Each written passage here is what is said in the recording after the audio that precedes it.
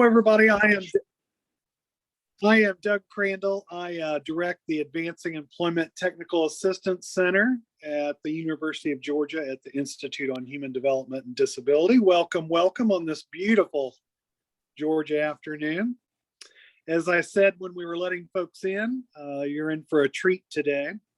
This is the second of our webinar series. If you were with us last week, Dr. Tracy Rackensberger, as she always does, really shook things up and got conversation going, and we appreciated all that so much, and for all of you being with us. Also, welcome to those of you who will listen to this in archive. You're just as important to us, so we may not be there with you live, but welcome. We have another webinar next week, and then we take a little pause. You're not going to want to miss any of these, but we have some great stuff planned for those webinars, and hope that you join us. It's Trayvon Smith and Ben Dell, his job coach, talking about the customized employment situation at REI. And then I'll muck everything up by presenting the next, I think it's 2 weeks after that, on the new book about subminimum wages. And we'll finish out with a so inappropriate that I let that ring. I'm sorry. We'll finish that out with Mo Bunnell from the Bunnell Idea Group, helping lots of us think through business development and to do employer engagement differently. Well, all that is to come. But today we have a great session on mental health in the workplace, something near and dear to my heart. And I'm so glad to be seeing culturally some movement here.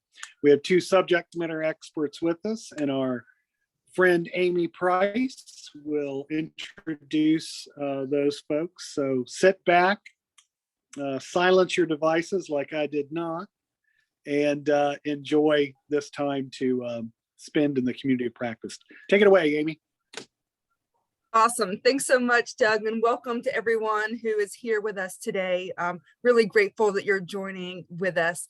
I will say for myself, being in this field of supporting employment for a number of years now, I have noticed that the barriers that people face, they kind of evolve and change, and things happening.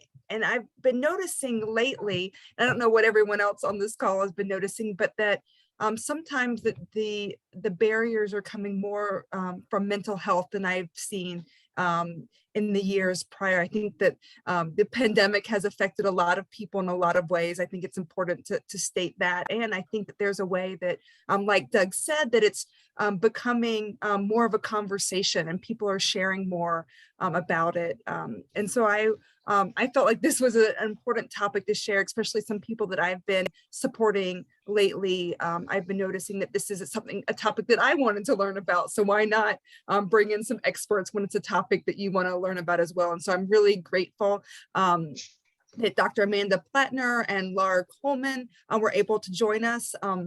Amanda works at the Emory Autism Center, and Laura at the Marcus Autism Center, and is also an autistic research coordinator. And so both of them will bring their experience, their knowledge to this topic. And I've been really excited to hear from them as we've been talking about planning this, that I'm really giving some great tools and tips to people who support people, to people with lived experience, to family members. And I think you'll see that they're going to really have some great information for all of you. But I want to turn it over to both of them to introduce themselves a little more, and then jump into their presentation. And just so everyone on here knows, Doug and I will be monitoring the chat. And so if you have any questions or any thoughts, please use the chat as a way to do that. And Doug and I will make sure that our presenters have that information. There will also be time at the end for some question and answers. And then also both Amanda and Laura have said that I'm welcome to give out their contact information in case you want to explore this anymore. So without further ado, I'll turn it over to our presenters. Hi, I'm Amanda Platner. I'm a clinical psychologist. I work at the Emory Autism Center where I run the adult behavioral intervention program. So that's our counseling clinic and our My Life social engagement groups. I did my postdoc at Marcus and then left to go to Massachusetts for a little while and did some work up there and came back down here in the middle of the pandemic in 2020. So I feel like I have some personal experience with kind of working through the pandemic and dealing with lots of transitions and everyone's mental health issues as we navigated that together. And I'm just really excited to be here with you all today and grateful to have my co-presenter. Thank you. Hi, I'm Laura, and as Amy mentioned, I'm an adult on the autism spectrum. I earned my bachelor's degree from Emory in 2016, although it did take me 10 years, and a lot of this was because of co-occurring bipolar disorder. I have been working at the Marcus Autism Center since 2016, and I recently moved into a position as a research coordinator for the Spark Grant at the Emory Atlanta site. And yeah, that's me, and I'm excited to be here, and I'll let Amanda go ahead and take it away. All right, I'm going to share my screen so y'all can see my PowerPoint. Before I do that, I want to acknowledge two things. One is that we don't have a ton of time and I have a lot of information to share. So I may gloss over some topics. None of them that I'm glossing over are less important than others. But I realized as I was creating this PowerPoint, I kept trying to take pieces away, but I was like, they're so important. So if anyone wants access to the PowerPoint afterwards, I'm happy to share it with you or to continue the conversation at a different point. The other thing I wanted to just acknowledge is that although I'm doing this portion of the talk, the PowerPoint was very much a collaborative effort between myself and Laura. So Laura may jump in, but also we really worked on it together. All right, let me share. Okay, mental health in the workplace, and you already know who we are now. So we'll jump in. I wanted to first just really quickly talk about the agenda. So I want to talk very briefly about the current state of mental health at work. And then we kind of have two sections. I wanted to focus on what if I am the person who has mental health challenges at work? How can I get support? What do I do? So we're going to talk through warning signs, disclosure, and self-advocacy. And then the second part will be, how can I support someone with mental health challenges at work? So on an organizational level and kind of on a one-to-one level. My understanding is that this audience is kind of split between individuals who themselves have mental health and or developmental challenges, as well as folks who are in helping professions or things like that. So, and many of us who fall into both of those categories. So hopefully there's a little something that you can take away from one or both of those sections. And then Laura will share her personal story, and then we'll have some time for questions. So real quick, what do we mean when we talk about mental health? I want to be really clear. There's this kind of, when we think about mental health, we think about depression, anxiety. I want to be clear that there are lots of other things that we can think about, right? Schizophrenia, more severe mental illness, eating disorders, substance use disorders.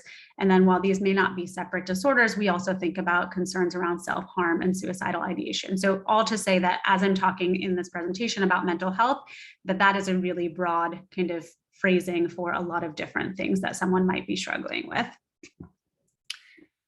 All right, a few stats. I'm not going to read them all. Y'all can check them out, but some ones that really stand out to me. So the majority of Americans are a part of the labor force, and approximately 1 in 5 adults report experiencing mental illness. So there's a lot of folks who experience mental illness. I would venture to guess that through the pandemic, that number is even higher. And really importantly, 1 in 5 of those adults has a co-occurring substance use disorder. So when we talk about mental health, we may be talking about one specific disorder, or we may be talking about a couple co-occurring things. And so again, something I want us to keep in mind as we think about the conversation around mental health, that it is not just kind of one specific thing that we're talking about. Over 70% of adults report symptoms of stress or mental health challenges at work. That's a lot of us, right? And that could be something just like a headache, or stomach aches or things like that, or feeling overwhelmed, or truly an actual mental health disorder or illness. And then one other one that I really wanted to highlight is that 91% of employees believe that company culture should support mental health. This is exciting to me because it means that we are all, or most of us, are really thinking about, and I'll tell you more in a second about how we're talking about mental health and how it is inherently a part of our workplaces. So who's most impacted? We are all impacted by mental health, whether we personally are impacted by our own mental illness, or whether we have folks in our family or people we work with. We're all impacted, but folks who are more impacted to a greater degree are often younger and underrepresented workers. So those are part of the LGBTQ+ community or people of color. And something that I found really interesting when I was kind of doing a deep dive into mental health in the workplace is that the prevalence of mental health challenges spans all levels of employment.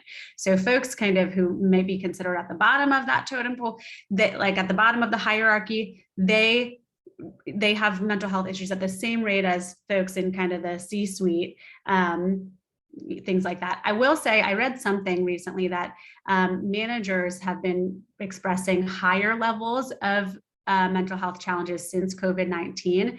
And the article that I read talked a little bit about how that's because they've had to make kind of decisions about where the program can go or how their programs can function. But in general, we experience mental health challenges across the board. And I think that's really important for us to think about when we think about employment. And then the last thing I wanted to share, just kind of as a foundational fact for us as we think about mental health in the workplace, is that mental health is a DEI, and I added AB because I recently learned that's part of it too, issue. So what I mean is a diversity, equity, inclusion, acceptance, and belonging issue. I think if we start to think about it that way, it becomes a little bit less taboo because DEI, AB is important to most people these days, and it's important to companies. We're moving in a direction where we value that, where we create DEI, AB teams. Sorry, bug flipped my face. Teams in our offices. And so this mental health really falls into that category. Okay. So impact on work, mental health in the workplace can impact lots of different areas. These are just a couple. Can impact job performance. So actually, how are you doing your job? Am I getting my notes done for for my clients that I'm seeing or things like that? It can impact engagement. So that might be how I'm engaging with other people, but also how engaged I am in the work that I'm doing. So perhaps I used to be really passionate about something I was doing and I'm putting together my presentation and I'm so excited about it. And lately you notice, or my colleagues notice, that I'm really struggling to kind of engage with topics and get things out on paper. Communication with colleagues and supervisors can be impacted. And unfortunately, that's, I think, something I see most often is that communication piece starts to fall to the wayside first, and then all the other pieces. Daily functioning. So I talk about kind of this foundational level of like, have I eaten? Have I slept? Am I kind of in a place that I can do my job? And when we suffer from mental health, that's kind of one of the first things that goes: our eating, our sleeping, our exercising, if that's something we normally do. And then the last thing that I added here is sense of belonging. So feeling like you're a part of the culture, a part of the team. When we're struggling with mental health, that's something that can go quickly. I did want to make a quick slide on progress because there is progress, and I'm excited about that progress. And I hope that you all will be excited about that progress because I think it motivates me to think about this even more. So people are starting to talk about mental health at work. So there's a study that I took a lot of this information from, and I noted everything at the end. There's a reference section, so you can check out all of these studies and all of these resources. But there's a really awesome study that really focused on, they did it in 2019, and then they did it again in 2021, looking at mental health at work. And they found that approximately 2/3 of respondents reported that they do talk about mental health at work. Now, a sad note on my positive slide is that only 49% of those 2/3 of respondents reported that to be a positive experience. So that's where we have work to do, right? The other positive thing, companies are paying lots more attention to mental health at work. Lots of companies are doing things like extra PTO, mental health days, wellness initiatives, and mental health training. And I'm going to talk more about things that companies can do on a larger scale in a little bit. And then employers and employees benefit from mental health at work, support at work, and it's becoming kind of more common knowledge that both sides benefit. It's mutually beneficial to have good mental health support, to destigmatize mental health at work, and to be having these conversations. So folks have higher job satisfaction, retention and longevity of employees is increased, and there's trust and pride in your workplace. And that's really important, again, to that sense of belonging piece that I was mentioning. All right, sorry, I can't see the title because our faces are in front of it, but what if I'm experiencing mental health challenges? So the first thing that I want to talk about is warning signs. I think that we could give a whole hour just to this. So again, happy to talk about this further with anyone.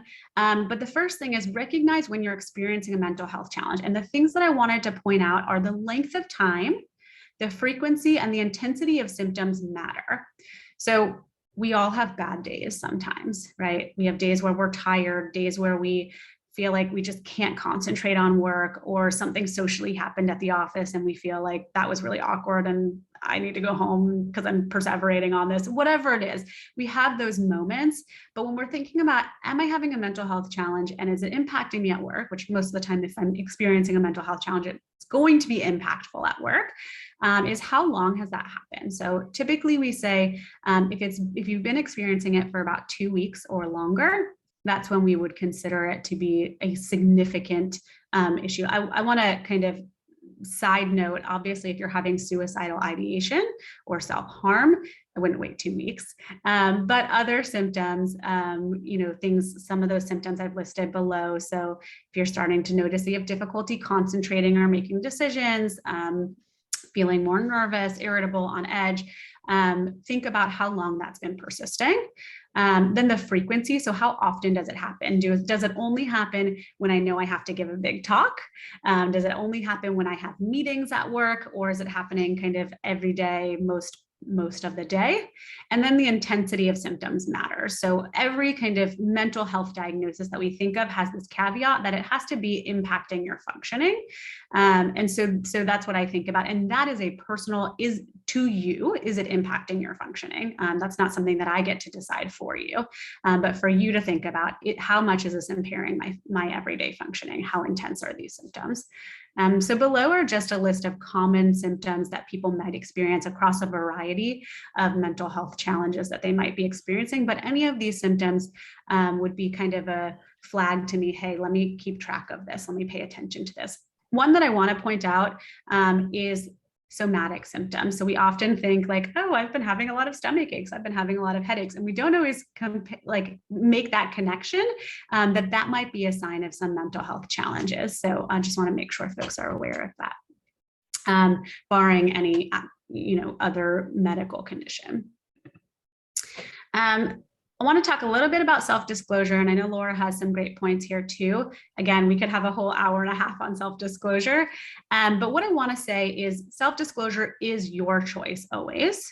However, there are some cons to self-disclosure, but there could be a lot of potential positives in the workplace. So really quickly, some cons are that you might feel very vulnerable, that you might feel stereotyped or kind of looked at in other ways because of sharing something.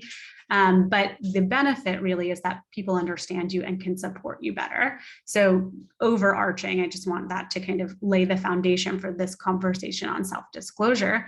But a couple of things to think about are, do I want to share my diagnosis with other people? If so, who do I want to share it with? So when we're thinking about self-disclosure at work, you may hopefully have a wide range of people you could possibly share this with. It might be like a peer colleague, might be a manager, might be someone higher than the manager. That's your choice. And I just want to empower folks to spend time thinking about, who do I trust? Who do I feel comfortable with? Who can I have an open, honest, vulnerable conversation with about this? The other thing is when. Again, absolutely your prerogative. I would say be proactive if you notice that mental health challenges are impacting your work. It is much better to be proactive, to step up and say, okay, I would like to disclose what I'm going through before you see that impacting your work, if you can, right? And then the question is always, how much do I share? And again, this is up to you as an individual, but I would say as a general rule, sharing things that feel important to how you're navigating the world and specifically your workspace. And also, you can always kind of take it based on how someone responds, right? So step by step in that first conversation, maybe you just share the basics of what you're going through. It can be a conversation, right? It doesn't have to be a one moment of sharing and then we move on. Again, there's lots more to say about self-disclosure. I don't know, Laura, if you want to. Yeah, I just had a few points that I wanted to add. In addition to keeping in mind all the things that Amanda said, I think that when you are deciding whether or not you disclose that you have a disability or a mental health condition or both, and keep in mind that both of those are protected under federal legislation, that disability is a protected class when you are either seeking employment or during employment, that decisions that are made that affect whether or not you're employed should not be made on the basis of disability or mental health condition, among other protected categories. If you feel that you have been discriminated against, what are your options? And there's actually a commission that is dedicated to this particular issue called the EEOC. I believe it's the Equal Employment Opportunity Commission, and you can lodge a formal complaint with them. So that is one of your options if you feel you are being discriminated against on the basis of that condition. Now, when do you disclose? It depends on the individual, honestly. Disclosing how I went through it, like at my interview, I disclosed that I was on the autism spectrum, and I also disclosed that I had bipolar disorder. So that has been with me from day one, and there are pros and cons to me having done that. I think it did influence how it was perceived by others, although I think that this effect became less and less gradual over time. Because they got to know me better and they got to understand me better. But there were assumptions made about what I could and couldn't do. And part of it was me proving them wrong that, hey, I can do this. But at the same time, I do definitely sympathize with and like completely understand the people who decide not to, and the people who don't want to be viewed in terms of their disability. So there are, pros and cons to that as well. And one of them is that, for example, if you're on the spectrum and you decide not to disclose that, then you might feel more pressure to socially camouflage or mask and to, minimize your autistic traits. And this can be exhausting. And this can set you up for having mental health issues down the line, because it does have a negative effect on you, feeling like you can't be yourself. So my advice would be to discuss this with someone that you trust, weigh all the benefits of disclosing and the disadvantages of disclosing, as well as the benefits of not disclosing and of the cons of not disclosing. So that would be my best advice. And just keep in mind what your rights are, and just know that you have value and that you have a lot you can offer if people just give you a chance and don't see you strictly in terms of your mental health condition or your disability. Thanks, Laura. And I want to really reiterate, so these are kind of starting point questions, but if you're thinking about self-disclosure at work, I agree, have a conversation with someone you trust, a therapist, a friend, a family member, and talk through some of these questions. Okay. What if I'm experiencing a mental health challenge? Self-advocacy. So a couple points here. Utilize HR and employee assistance programs. They're there for a reason, and most folks don't utilize them because we forget that they exist or we're not sure. But you can always reach out to HR or employee assistance and say, hey, I'm dealing with something and I need some support. And those conversations are often kind of confidential until necessary to open them up, or until you have a conversation about that. As Laura just said, understand your rights and reasonable accommodations, and we have some resources to help you do that if you don't know where to start. Request accommodations and supports that you believe will be helpful. So this is not to put all of the burden on you as an individual. There is a burden on your employer to support you, but an employer doesn't know you and your challenges, your disability or mental health issue. And so if you come to the conversation with, here's some things I know will be helpful, then it's up to your employer to build off of that with you. So I would come to the table with some things that you know would be helpful to you. Discuss work-life balance. If you need to kind of change your work hours, or if you need support in, not checking your email after work or things like that. Those are really important things.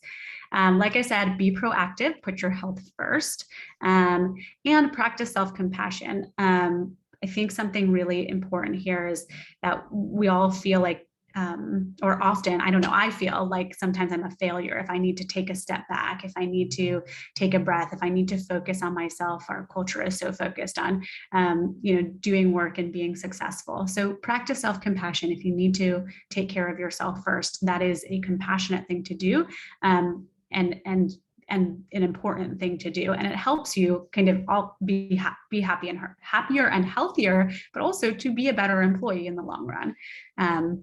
And I think Laura might talk a little bit more about that later.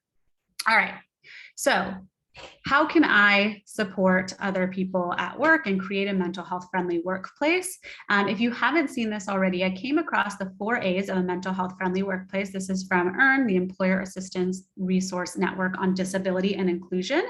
And it has this 4A model: awareness, accommodations, assistance, and access. So this is for those of you who employ folks, anyone, or if you're in kind of the supported employment or helping folks find employment field. So the first one, awareness. So train the organization on mental health issues. Train folks on, how do I recognize a mental health challenge? How do I respond to disclosure? So we just talked about self-disclosure. So training managers and other folks on your team, how do we respond to that? We respond with empathy. We respond with offering flexible work options, adjustments to workload. And I put here something that feels really important to me: guided by the employee. One of the things that Laura and I were talking about as we were preparing for this conversation was sometimes well-meaning employers will say, oh, you're suffering from whatever it is, you need to take a step back. I'm going to take these things off your plate. And they just decide what to take off your plate. And they might take something off your plate that you're really passionate and excited about. And so I want you to remember to have those conversations with your employees. Think through with them, what do you want on your plate? What could we remove? What feels exciting? What kind of fuels your passion right now? So again, having these conversations guided by the employee and what they feel that they need. Remember, as an organization, your legal obligation to provide accommodations, and then kind of thinking about how to avoid discrimination and retaliation. So remembering that, again, you have this legal obligation to provide accommodations if someone has a protected mental health challenge or disability. And honestly, even if someone doesn't have a mental health challenge that reaches the point of being a diagnosable condition, there are often ways that we can provide accommodations to our employees that don't need to go through that like ADA, Office of Accessibility route, that are fairly simple, right? So moving someone's office in the workplace because maybe the area that they're working is really loud. Those are simple things that we can do to support people and really see their potential. Accommodations. So these are different categories in which accommodations might be necessary. There certainly are more. And I don't want to spend too much time since we're limited on time, but just think about accommodations could fall into policies and scheduling. So maybe everyone's working in the office, but you let this employee work from home because that works better for them. Maybe again, they are not doing well in the morning, they're having a hard time getting up, but their schedule is able to be flexible such that they could start work at 10 instead of 9. So being flexible about those things. Work area modifications, I want to make a quick note about this one. This one, I kind of just alluded to it, but this is one that I hear a lot from my autistic individuals I work with, particularly adults who are in the workforce, is with the pandemic, a lot of offices moved to an open workspace because lots of folks weren't coming into the office. And so maybe this is great for culture and for kind of chatting with folks, but there are some folks, particularly folks with developmental disabilities, neurodevelopmental disabilities, and folks who are experiencing mental health challenges who can find that really overwhelming. Stressful and overwhelming to have to kind of be in a shared workspace. So creating opportunities for folks who need it to have a private workspace is really important. You can also enact accommodations in equipment and technology. So allowing someone to take pictures of notes that were written in a meeting or things like that, so they don't have to kind of remember it in the moment, and accommodations to job duties. And I think, again, that's a conversation that you have with your employee. When we talk about assistance on an organizational level, having mental health and wellness initiatives is really important. It's really helpful to folks to know that their workplace cares about that, but having them isn't enough, but promoting them, actively engaging in them. So I know at Emory, there was some health and wellness initiative about walking certain steps in a week or something. I didn't know that it existed. Nobody told me about it. No one talked about it. It wasn't something that my office was saying, hey, we're all going to do this. Let's do this together. So make sure that your organization has these initiatives and that you're excited about them, that you promote them and that you talk about them with your team members. Having stress management training is really helpful. Again, doesn't replace the fact that people need to actually reduce their stress, but also helping folks manage stress. Employer-sponsored campaigns and support of mental health causes. So this is also really important, not just things that impact you, but having your team, go to support a run or a walk or some other event that focuses on mental health. It's a great opportunity to show your team that you value mental health, that it's not taboo, that it's something that you talk about, that you care about, and that is important to you, not just in so as how it impacts your work, but that is important to you as a human and as a company culture. And then reminding folks of traditional employee assistant programs that they can access.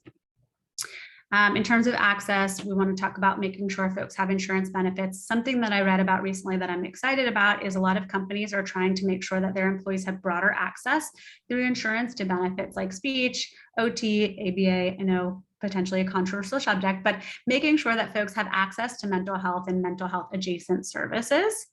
Talking to folks about FMLA, other options for protected leave. So if someone needs to prioritize their health, how can they make sure that their job is safe?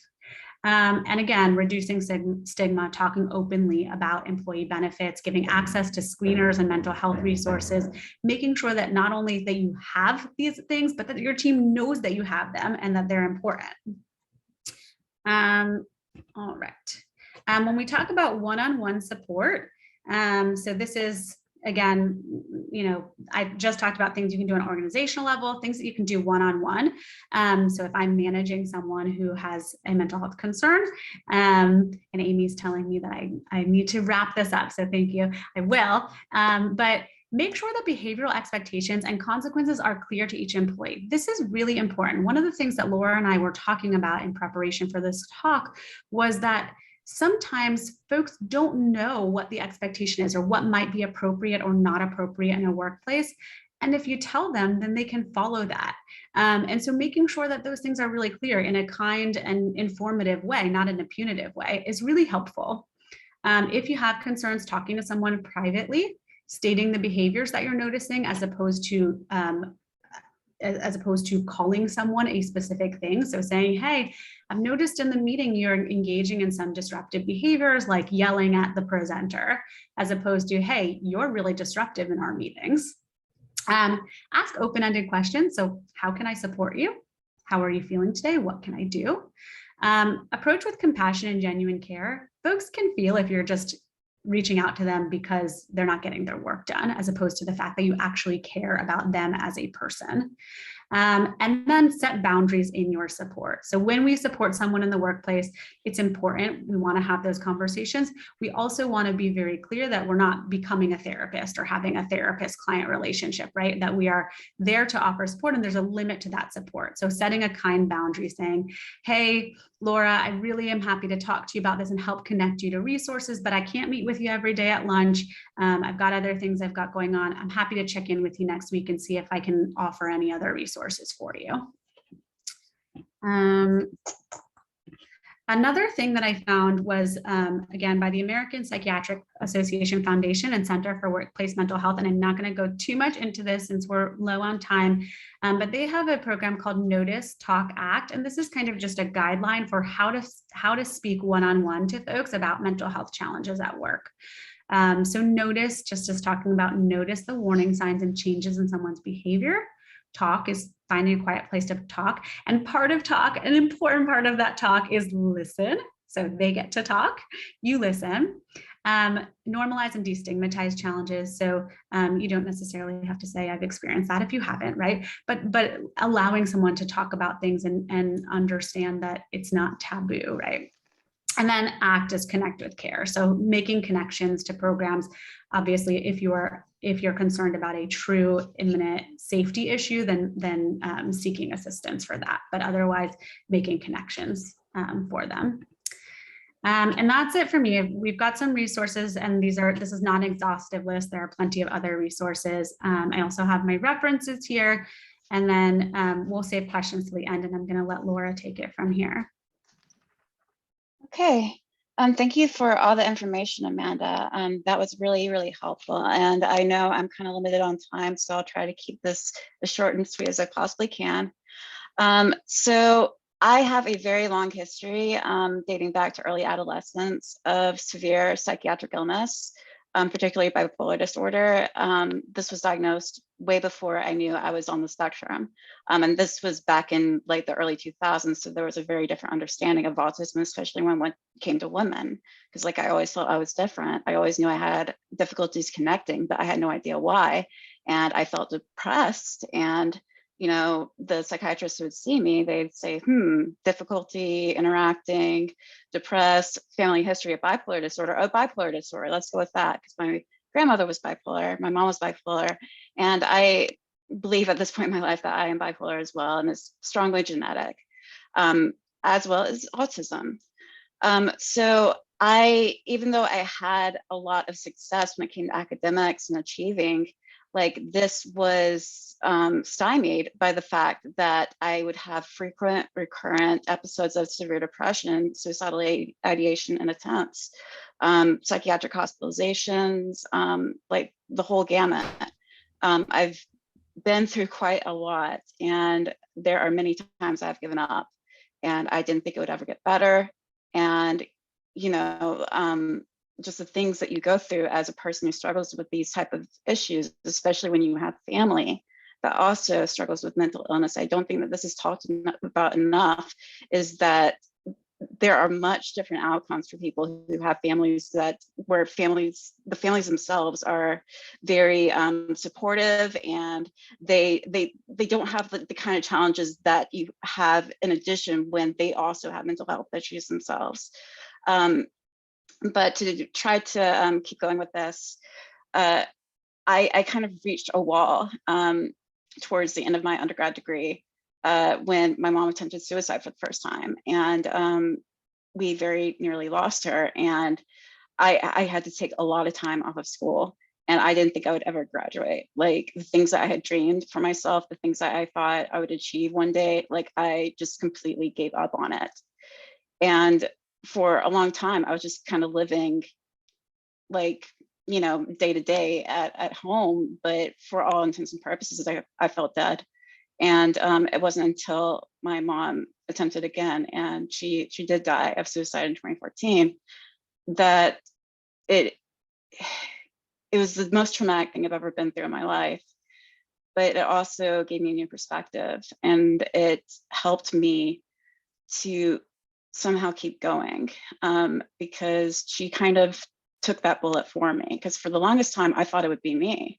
I never expected to live, you know, past my late 20s, and here I am.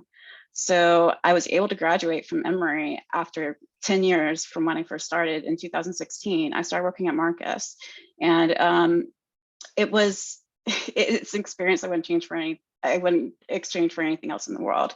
It was very difficult at times, because I think that they had my coworkers had a much different view of autism based on the kids that we worked with. And like a lot of the things that I dealt with, especially when it came to meltdowns and being able to regulate my emotions, like they didn't understand why. But over time, like I was able to demonstrate my value. I was able to demonstrate what I could do. And having supportive peers and people who time and time again proved that they cared about me, even when I was in a really depressed state, and assumed the negative and assumed that they didn't care. Like they didn't give up on me, and they helped me get to where I am today. So I'm very thankful for Marcus and all the people that I've met there, both past and present, because they helped get me to where I am today. And for those of you who are struggling with mental health yourself, I do have some advice that I hope is helpful to you. And of course, this isn't exhaustive because we could have like hours of discussion about this. And I hope maybe one day we'll get to where we have like a panel Q&A where we can kind of exchange, ideas and like things that we're all struggling with and how to best address these issues. But for me, one of the most important things was, instead of being my own worst enemy and loathing myself and hating myself for being autistic and different and just having the most negative thoughts about myself in my head. And keep in mind, this wasn't something that happened overnight. This was the result of years and years of intensive therapy. And I think having reparative social relationships with people who really did show me that they cared about me and kind of disproved the negative assumptions I had in my head. So instead of being my own worst enemy, I've learned to be my own best friend and to really love myself and be kind to myself, even when I disappoint myself, because I'm the only person in my life who's guaranteed to always be there, like no one else is. Another thing that I have found very helpful for me, this might not be the case for everyone, but I have found not doing social media to be extremely beneficial to my mental health. Like I do Reddit, but Reddit is much different because it's completely anonymous. And like, I don't place my value on that platform according to how many likes and how many views and how many people are my friends and how many, connections and like all those metrics of external validation, they have a negative effect on people. I think this is across the board, but some people I think are more sensitive to it than others. And I am extremely sensitive to these social metrics. So I just don't put myself through that anymore. Even something like LinkedIn, I do not do it because I'm just going to compare myself to other people. I'm just going to feel bad about myself. So I just don't put myself through that. I know that not everyone has that luxury, but for me, it has been really beneficial to my mental health. Another thing would be to have a support network. And I've learned to not have friends really play a big role in this because it can actually negatively impact the relationship. Not that they don't care, not that they don't want to be there for you, but it can create a lot of complications. So the people that I put in that support network role is close family, my therapist, my psychiatrist, and of course my therapist and psychiatrist are number one. But I also have agreements in place with them that if I'm not able to reach any of them, then that I promise I will keep myself safe and that, I will find a way to hang on until they can get back to me. And I have held my end of those commitments, and I'm still here to this day.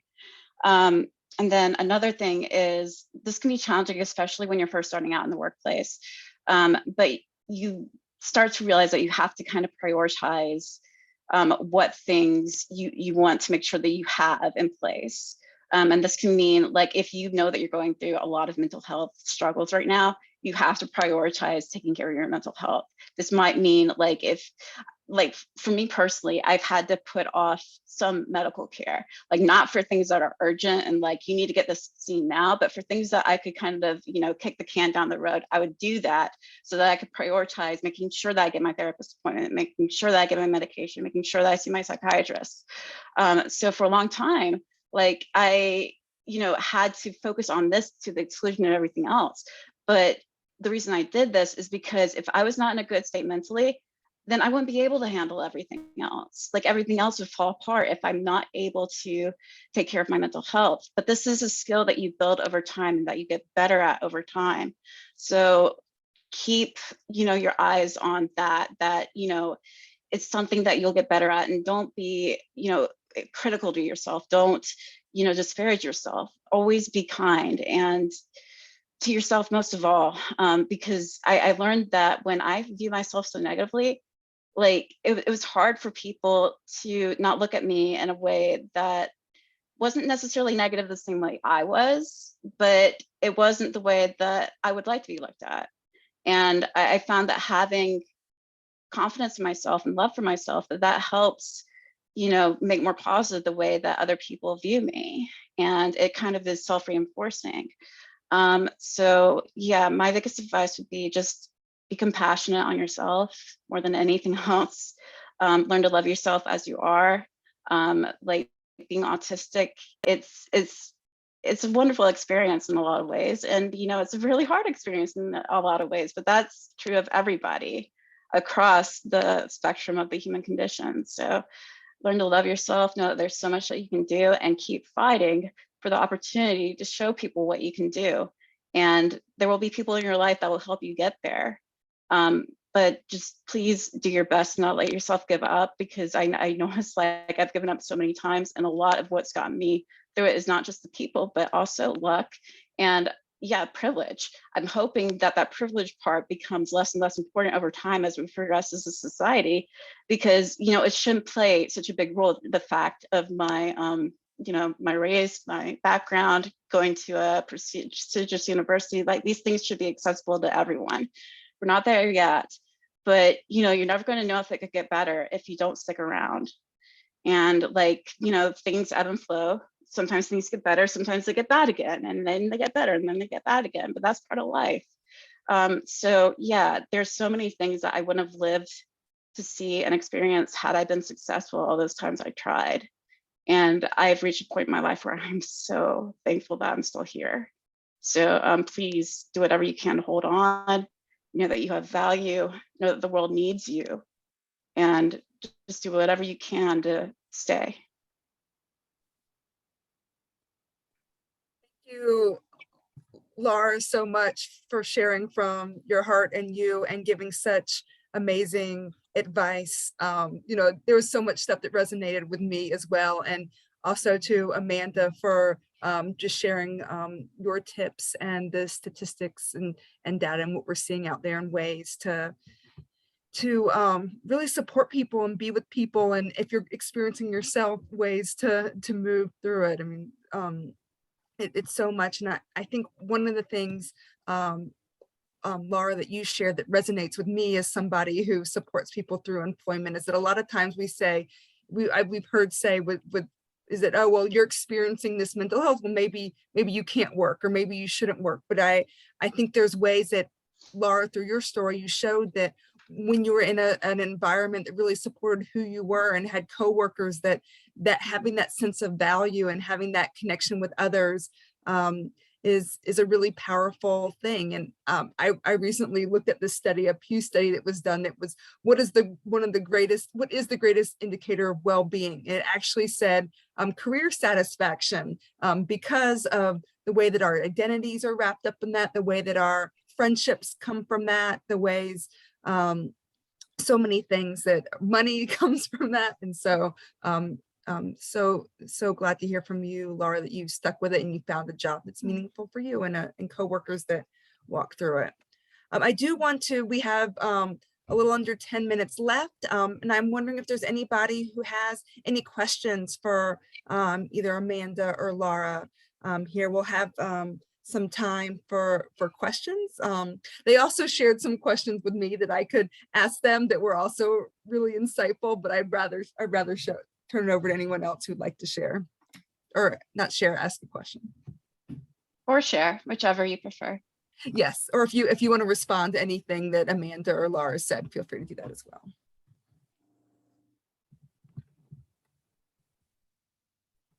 And Laura, I think you've seen all the wonderful comments in the chat. Oh yeah, I haven't seen all of them. Me.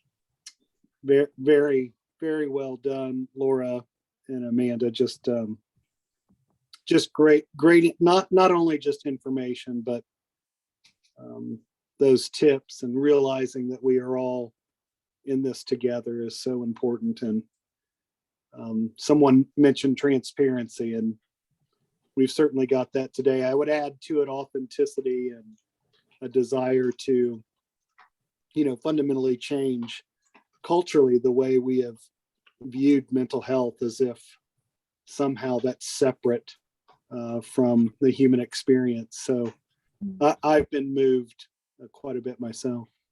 Yeah. And one thing it looks like, it looks like someone raised their hand, so I'll let you go first, Amanda, and then we can call on Lindsay to, looks like. Yeah, I was just going to add something real quick. And I think this is something that most folks are really coming to understand well, but when Laura and I were working on this together, we kept saying, oh my gosh, we should talk. I would love to talk more with you about this or that. And so when you're having a conversation as an organization or kind of one-to-one, I think it's really important to include the voices that you're talking about, right? And I just want to make sure that I know we're doing that here today, but I realize that we didn't put that in there, but that is really key, especially on an organizational level. When you're having a conversation about how to support folks with mental health needs, include folks with mental health challenges in that conversation. And I think, I just feel pride for the conversation that we just had and for the work that Laura and I have been able to do together since kind of meeting for this conversation. So.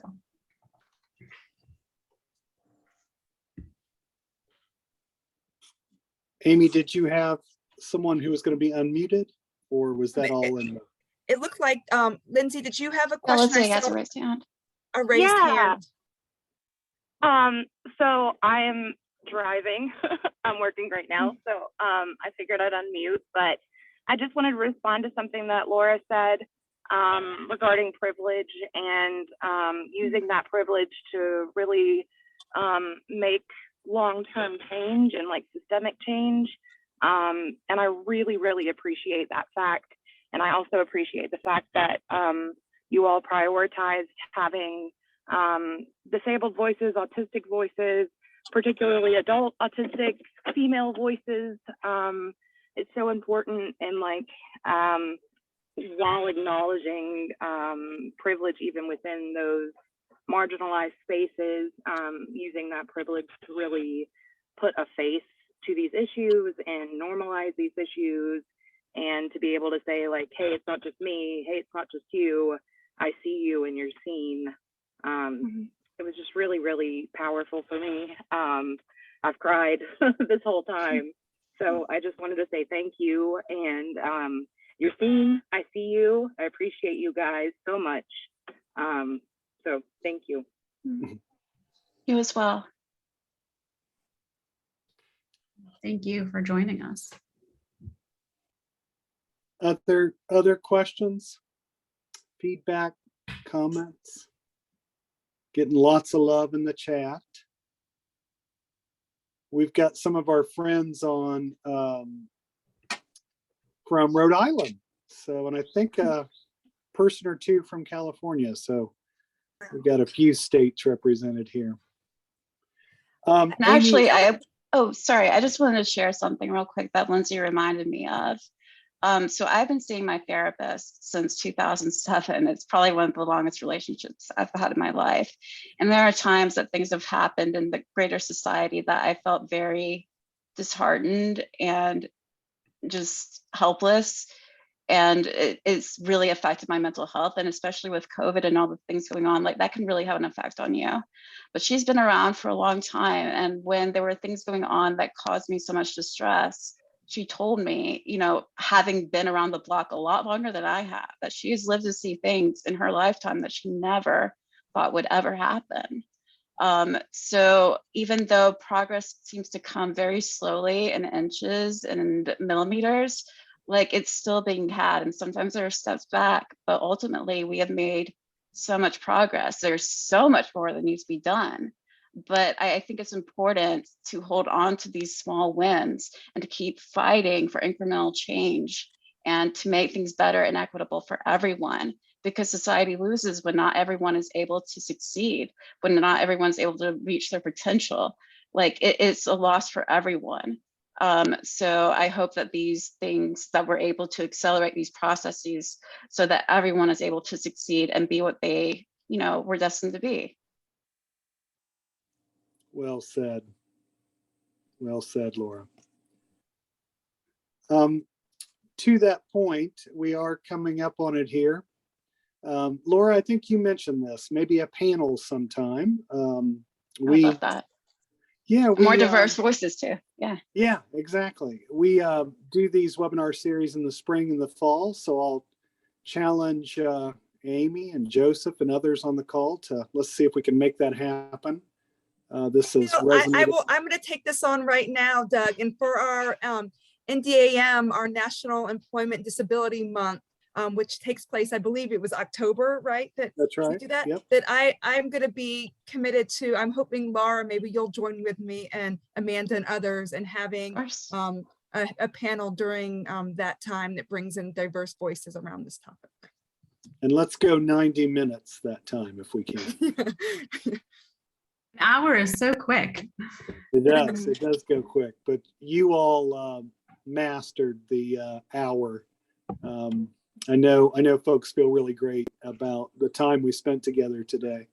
To that point, as we are coming up on the last minute here, just want to again plug next week's webinar with Trayvon and Ben, talking about the customized employment process at REI for Trayvon, and really hope that you all tune in for that to think through how to truly do discovery. Our providers, our VR counselors, customized employment is included in both the new OSERS big old grant, 167 million, and you may have seen that the Biden administration has put out another attempt. We won't call it Build Back Better, but another attempt at a budget that will include, once again, supported employment, customized employment. So we hope you can join us. Thank you all for being with us today. Thank you, Joseph, is telling us, please fill out the survey. We got to get a few, so please do that. And thank you, Christine Fleming. I just want to thank one more time Amanda and Laura for giving us your wisdom, your subject matter expertise, and just being here with us. Thank you very much. Thank you, everyone. Take care. Be well. Bye. So. Bye, everyone. Thank you, Amy.